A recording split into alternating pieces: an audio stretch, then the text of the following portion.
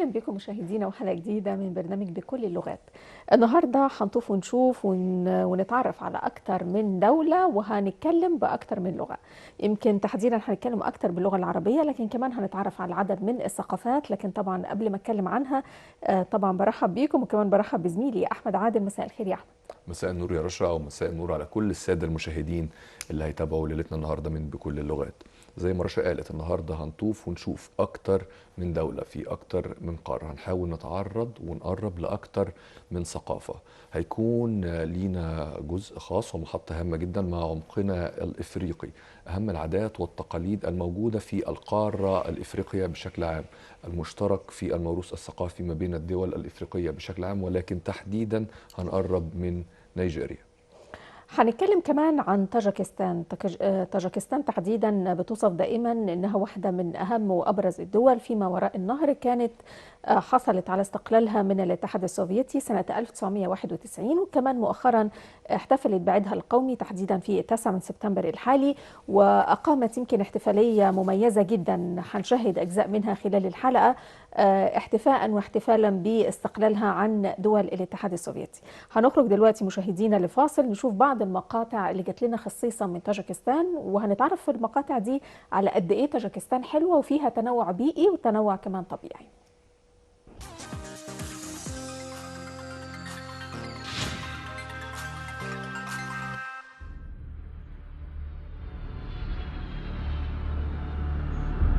Welcome.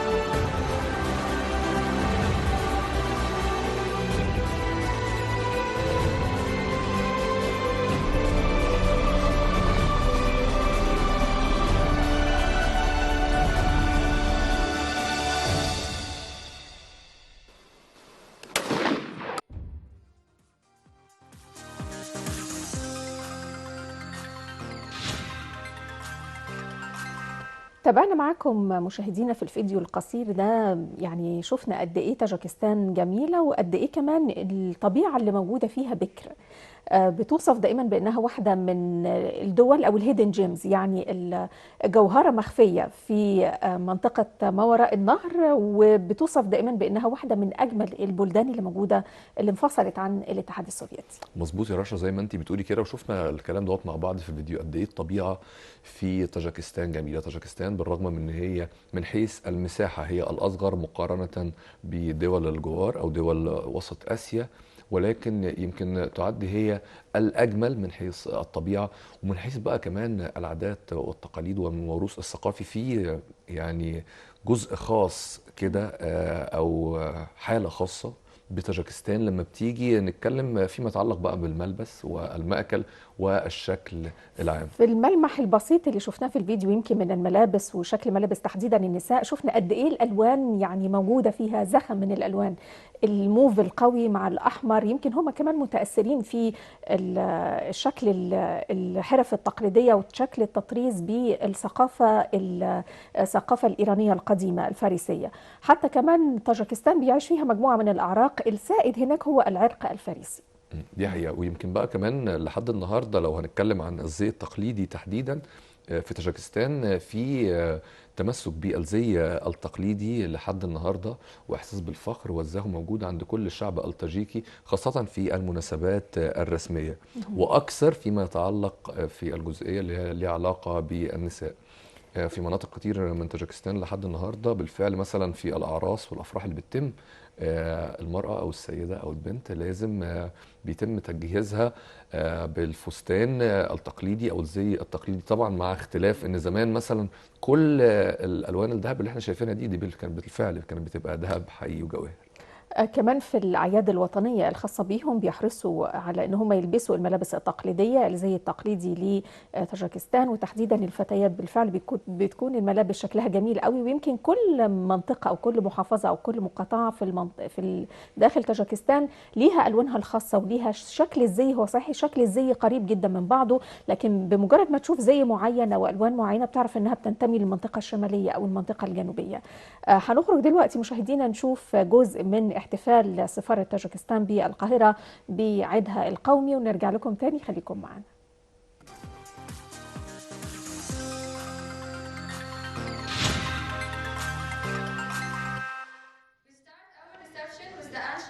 National anthems of Arab Republic of Egypt and Republic of Tajikistan. It will be followed by the welcoming remarks of Mr. Rahim Ali Sharzada, the charge d'affaires of the Embassy of Tajikistan in Cairo. أصحاب السعادة، سيدات السادة، الحضور الكرام، نرحب بكم في حفل استقبال الذكرى 28 ليوم الاستقلال جمهورية طاجيكستان.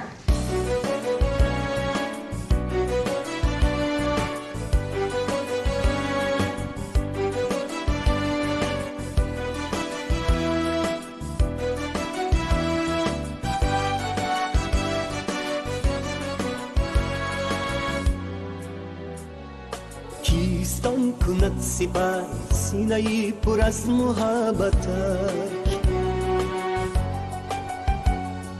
کیستان کند ظفر در نبرد دشمنان ملتش.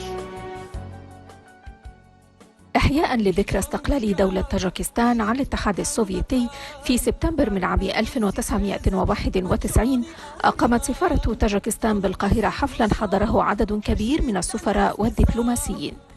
الحفل تضمن عرضا لفيلم تسجيلي يلقي الضوء على المشروعات الكبرى التي تتبناها البلاد بمجال توليد الطاقة.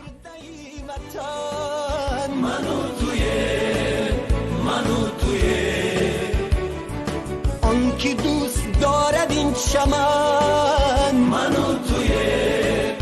منو توی کی سر سپرده ای وطن، منو توی. طاجيكستان هي إحدى الجمهوريات الإسلامية المستقلة، تشغل الزاوية الجنوبية الشرقية بالنسبة لجمهوريات الاتحاد السوفيتي. تحدها أفغانستان من الجنوب، وقرقيزيا وأوزبكستان من الشمال، والصين من الشرق، وأوزبكستان من الغرب، ولها حدود ضيقة مع باكستان من جهتها الجنوبية الشرقية. معظم سكان طاجيكستان ينتمون إلى القوم الفارسي عرقا، التي تشترك في الثقافة والتاريخ مع الشعوب الإيرانية، وتتكلم اللغة الفارسية الطاجيكية، وهي التي يشار إليها رسميا باسم اللغة الطاجيكية أو تاجيكي في طاجيكستان، وقد كانت من قبل جزءا من الدولة السامانية، ثم أصبحت إحدى جمهوريات الاتحاد السوفيتي في القرن العشرين. بسم الله الرحمن الرحیم. کیست آن با غرور با روحی شکست ناپذیری خود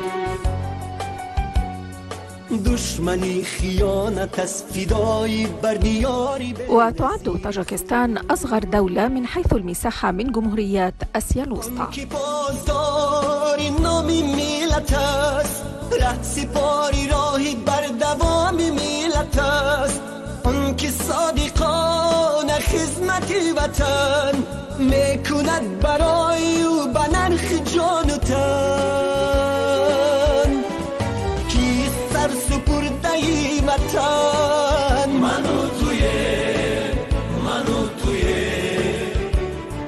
آن که دوست دارد این چمن منو توی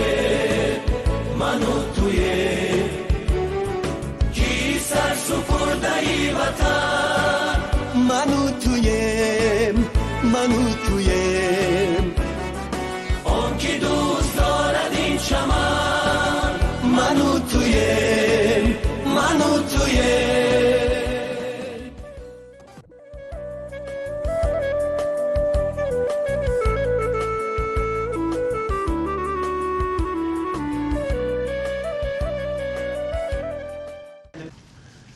Ladies and gentlemen, Tajikistan attaches special importance to the strengthening of friendly and allied relations with Egypt. Tajikistan and Egypt are very much connected. First of all, this is the historical and cultural closeness of our peoples and the mutual interest of our countries. It is important to emphasize that on the basis of the instruction of the President of two countries, significant progress has been made in recent years in strengthening our bilateral relation, and the intention of two countries to hold in Cairo at the end of this year the second session of Joint Intergovernmental Committee of two countries on economic, scientific and technological cooperation, and as well as the next round of political consultation between the Foreign Minister of Tajikistan and Egypt confirmed the above. في هذه المناسبة العظيمة ونحن نحتفل اليوم بالعيد 28 لزوال غمامة الاتحاد السوفيتي عن جمهورية طاجيكستان الإسلامية عام 1991 ونحن نتذكر ذلك أو تلك الأيام السوداء التي عانى فيها الشعب الطاجيكي من الاستعمار السوفيتي السابق الذي بدأ احتلاله لهذه الجمهوريات الإسلامية في آسيا الوسطى جمهورية كازاخستان وقرقيزستان وأوزبكستان وطاجيكستان وتركمانستان منذ القرن السابع عشر الميلادي، واستمر حتى نال الشعب حريته عام 1991. تلك الفترة فترة تسمى فترة الظلام التي عانى الشعب الطاجيكي من الاحتلال السوفيتي السابق حين أغلق المساجد وحولها إلى اسطبلات الخيول ودنسها بالخمور، وإلا أن الشعب الصامد قاوم هذا الاحتلال الغاشم بشتى السبل والوسائل ونال حريته واستقلاله، وبدأ من الصفر ليعمر بلاده وينمو باقتصادها، والحياة الاجتماعية صارت بعد ذلك بصورة هادئة، ونال الشعب حريته وكون الأحزاب السياسية. وخلال تلك الفترة تكون حزب النهضة الإسلامي الذي ساعدته أياد خفية منها الإخوان المسلمين في مصر، إلا أن الحكومة بقيادة الرئيس إمام علي رحمن استطاعت أن تجابه كل هذه الحركات والأحزاب اللادينية للأسف الشديد التي قامت بتخريب البلاد وإشعال الحرائق والفتن.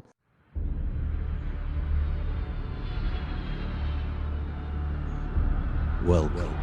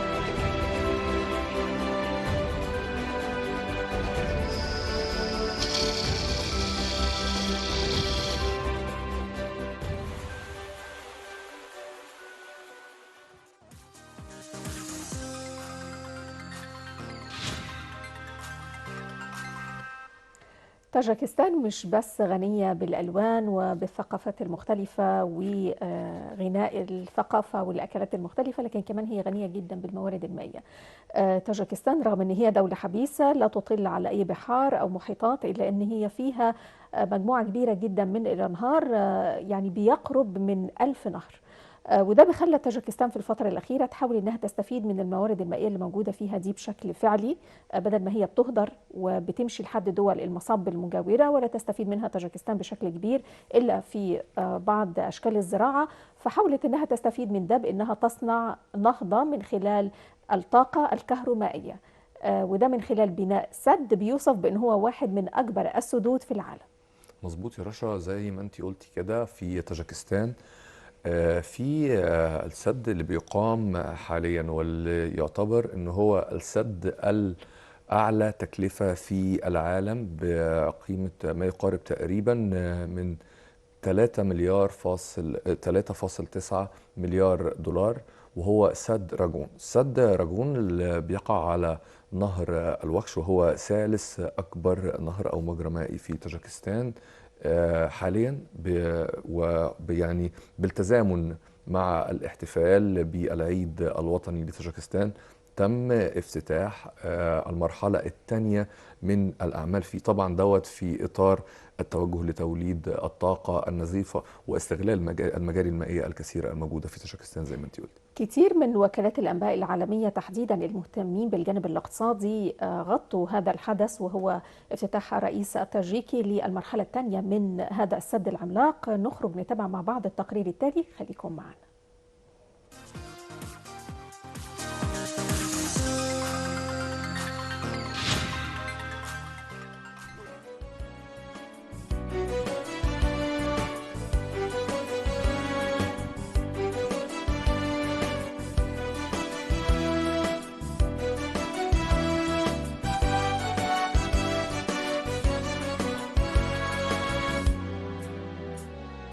کیستان کند سپر سینه‌ای پر از محبتش.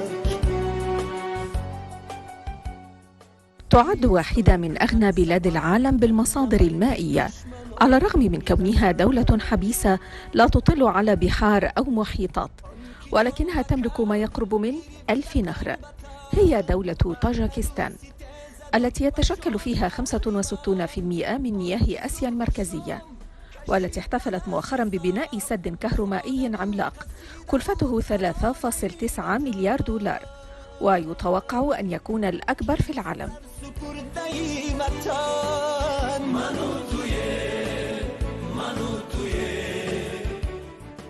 القائمون على المشروع يقولون أنه سيسد حاجة البلاد من الطاقة ويجعلها دولة مصدرة، كما سيضمن التوازن بين توليد الكهرباء واستهلاك المياه، وسيكفل الإدارة المستدامة للمياه والحد من نقص الكهرباء في المنطقة.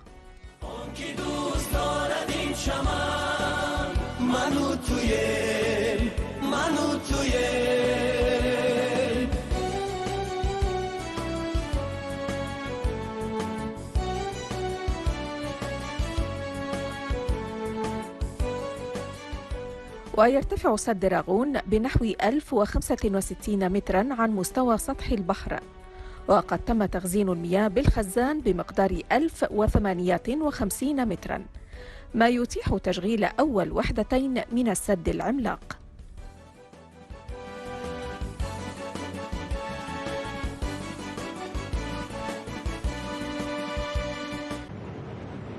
بسم الله الرحمن الرحیم. کیستان با غرور با روحی شکست ناپذیری خود، دشمنی خیانت از فدایی بر دیاری بی نظیر خود.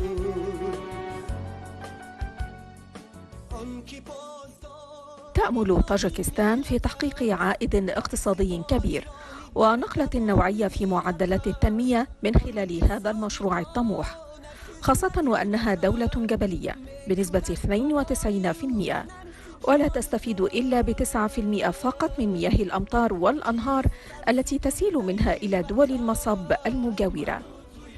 الجدير بالذكر أن هذه الجبال ذات القمم الثلجية والأنهار الغزيرة الصافية تعد من أبرز عناصر الجذب السياحي في البلاد، التي تحاول أن تضيف أبعاداً اقتصادية جديدة لثروتها الطبيعية.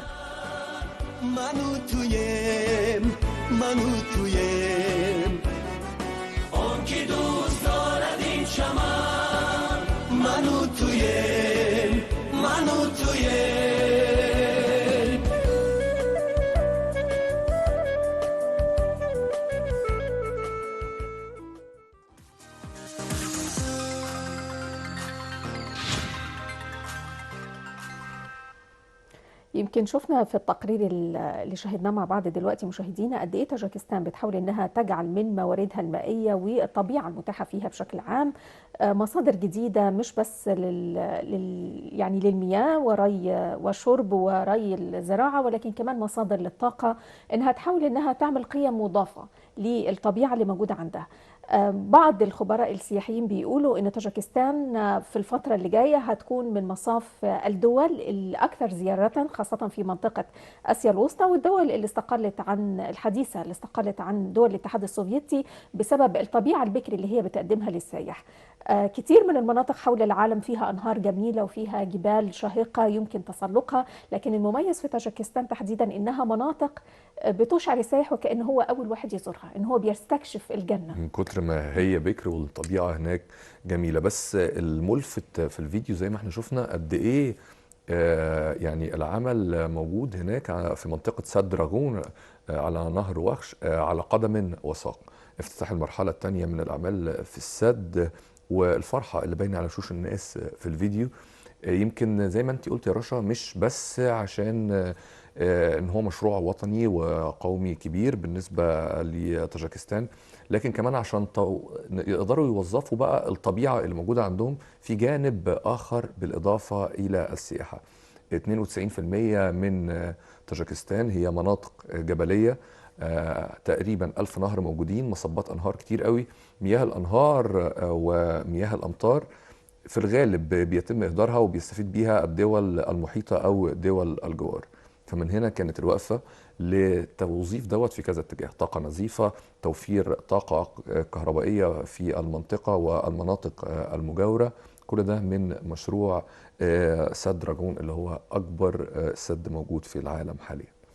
بيقال كمان انه طاجكستان لحد النهارده ما بتستغلش مياه الامطار او الموارد المائيه الموجوده فيها الا بنسبه 6% فقط، ودي نسبه ضعيفه جدا. فهم بيحاولوا من خلال مشروعهم الطموح مشروع السد ان هم يستغلوا هذه المياه عن طريق التخزين، وفي نفس الوقت كمان عن طريق توليد الطاقه الكهرومائيه، وبكده يقدروا يصدروا طاقه نظيفه مش بس تستخدم داخليا داخل طاجكستان ولكن كمان تصديرها لدول الجوار.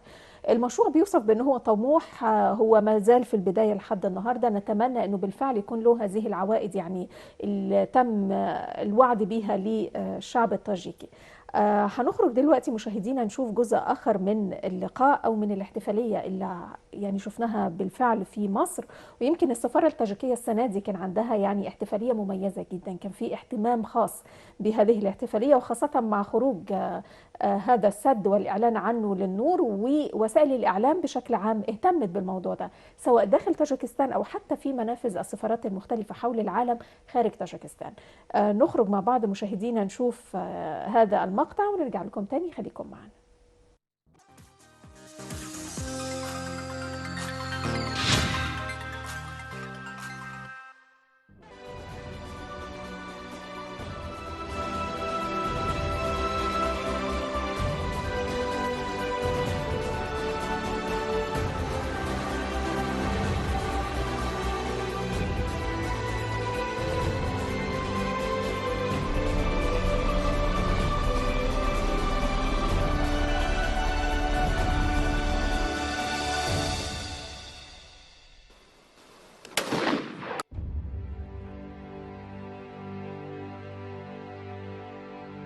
Welcome to Tajikistan. جمهورية طاجكستان تحتفل في كل عام في 9 من سبتمبر بعيد الاستقلال الوطني. جمهورية طاجكستان، كلمة طاجيك أو طاجكستان تتكون من مقطعين. المقطع الأول طاجيك بمعنى أهل أو شعب الطاجيك، وستان موطن أو مكان الطاجيك. تزخر جمهورية طاجكستان على مر العصور منذ العصر الساماني وحتى يومنا هذا بالعديد من العلماء في شتى مجالات. ففي علم الحديث يوجد الإمام البخاري، وهو من أهم كتب الحديث، الإمام مسلم، الإمام الترمذي، الإمام النسائي. في مجال التاريخ والتفسير الإمام محمد بن جرير الطبري، صاحب تاريخ الرسل والملوك، وقد ترجم هذا الكتاب في عصر الدولة السامانية. ترجمه الوزير أبو الفضل البلعمي إلى اللغة الفارسية. ثم تفسير الطبري المعروف بتفسير بزرگ ترجم إلى اللغة الفارسية أيضا من اللغة العربية عن طريق علماء ما وراء النهر وعلماء خراسان بأمر من الأمير نوح بن منصور الساماني. كذلك في مجال الشعر يوجد في طاجكستان العديد من الشعراء، على رأسهم الشاعر أبو جعفر الرودكي، وهو من كبار شعراء الدولة السامانية، بالإضافة إلى الشاعر أبو شكور البلخي، وهو صاحب مثنوية أخلاقية تعليمية اجتماعية. ولا ننسى الشاعر الكبير عمر الخيام النيسابوري، صاحب رباعيات الخيام، وقد ترجمت رباعياته إلى اللغة العربية واللغة الإنجليزية.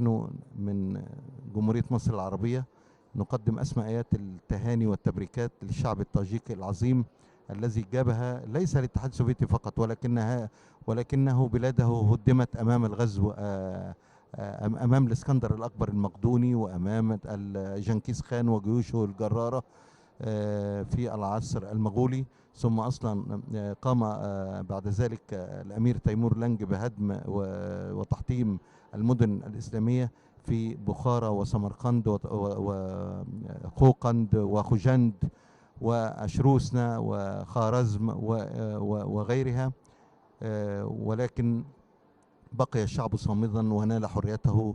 نحن نقدم أسمى آيات التهاني والتبريكات لهذا الشعب الطاجيكي العظيم الذي أنجب علماء مسلمون أفاضل قاموا بخدمة الإسلام والحضارة الإسلامية، أمثال الإمام البخاري والإمام الترمذي والإمام النسفي والإمام النسائي. وأيضا الشاعر نتذكر في هذا اليوم العظيم ذلك الشاعر الصوفي العظيم كمال الدين بن مسعود الخجندي الذي قال أعظم الأشعار الصوفية في نعت وصفة رسول الله صلى الله عليه وسلم. أيضا نتذكر في هذا اليوم الشاعر العظيم أبو الشعر الطاجيكي أبو عبد الله الرودكي السمرقندي الذي ولد في بنجكنت وبنجرود، وقدم أجمل القصائد والأغاني، منها قصيدة يقول فيها: بوي جوي موليان آيد همي يا دياري مهربان آيد همي ريج آموي ودرشتي راهيو زيري بايان برنيان آيد همي آب جيهون از نشاطروي دوست خنقي مارا طاميان آيد همي تهب علينا نسائم نهر الموليان وتهب معها نسائم الحبيب الشفوقية.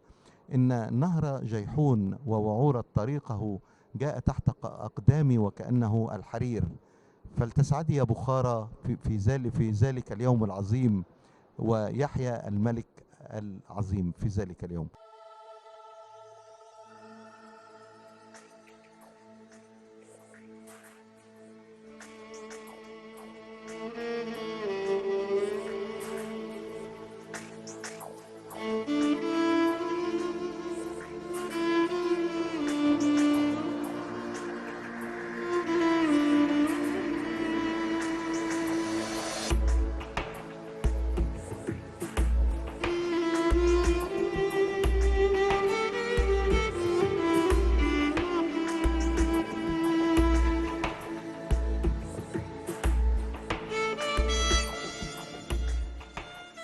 اللغة الطاجيكية هي اللغة الرسمية للدولة، والروسية هي لغة التخاطب في التعاملات التجارية، وتستخدم اللغة الأوزبكية عند بعض المواطنين الذين ينتمون إلى أصل أوزبكي. وهناك لهجات طاجيكية مختلفة ينطق بها السكان في ولاية بدخشان الجبلية ذاتية الحكم في شرق طاجيكستان.